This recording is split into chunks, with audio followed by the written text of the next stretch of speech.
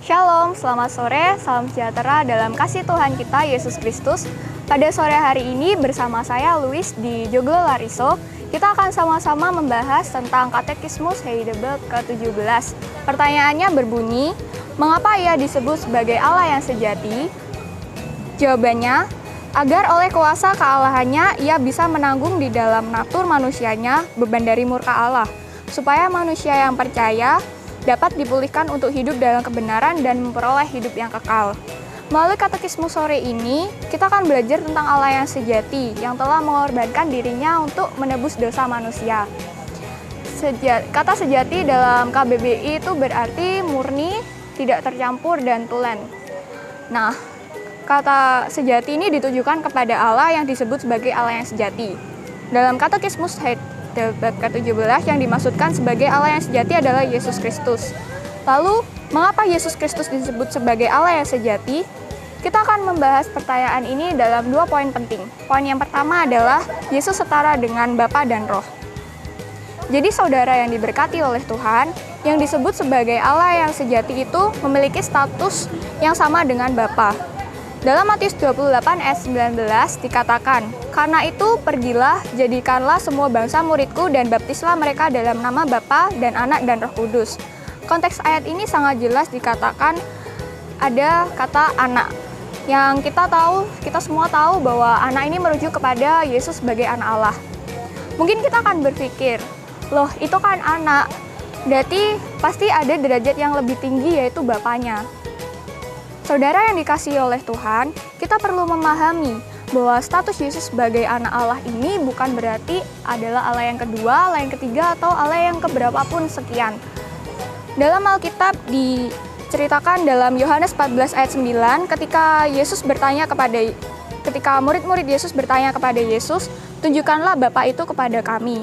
Yesus berkata, "Barang siapa telah melihat Aku yang adalah anak, ia telah melihat Bapa." Jadi intinya Yesus menyebut dirinya sebagai anak Allah ini tidak mengurangi derajatnya sebagai Allah yang sejati. Bahkan Paulus juga menjelaskan bahwa Yesus ini setara dengan Bapa. Dalam Filipi 2 ayat 5-6 dikatakan, "Hendaklah kamu dalam hidupmu bersama menaruh pikiran dan perasaan yang terdapat juga dalam Kristus Yesus, yang walaupun dalam rupa Allah tidak menganggap kesetaraan dengan Allah itu sebagai milik yang harus dipertahankan." Ayat ini jelas dikatakan bahwa Yesus adalah Allah yang sejati, yang benar, yang turun ke dunia untuk menebus dosa manusia. Bahkan dalam keadaan sebagai manusia, Yesus meninggalkan segala kemuliaannya untuk menyelamatkan orang berdosa. Poin yang kedua adalah Yesus mengampuni dosa. Bahkan Allah yang sejati adalah Allah yang memiliki kuasa untuk mengampuni dosa. Poin kedua ini kita akan belajar juga bahwa Yesus sebagai Allah yang sejati mempunyai kuasa untuk mengampuni dosa. Dalam Lukas 5 ayat 20-21 dikatakan, ketika Yesus melihat iman mereka, berkatalah Ia, "Hai saudara, dosamu sudah diampuni." Tetapi ahli-ahli Taurat dan orang-orang Farisi berpikir dalam hatinya, "Siapakah orang yang menghujat Allah ini? Siapa yang dapat mengampuni dosa selain daripada Allah sendiri?" Ayat ini jelas mengatakan bahwa Yesus saat itu berkata bahwa dosamu sudah diampuni. Dalam pandangan orang Yahudi, yang mampu memiliki kuasa untuk mengampuni hanyalah Allah yang sejati, dan saat itu Yesus mengampuni dosa. Sehingga orang-orang Yahudi yang tidak mengenal Yesus menganggap bahwa Yesus telah menghujat Allah dengan cara mengampuni dosa.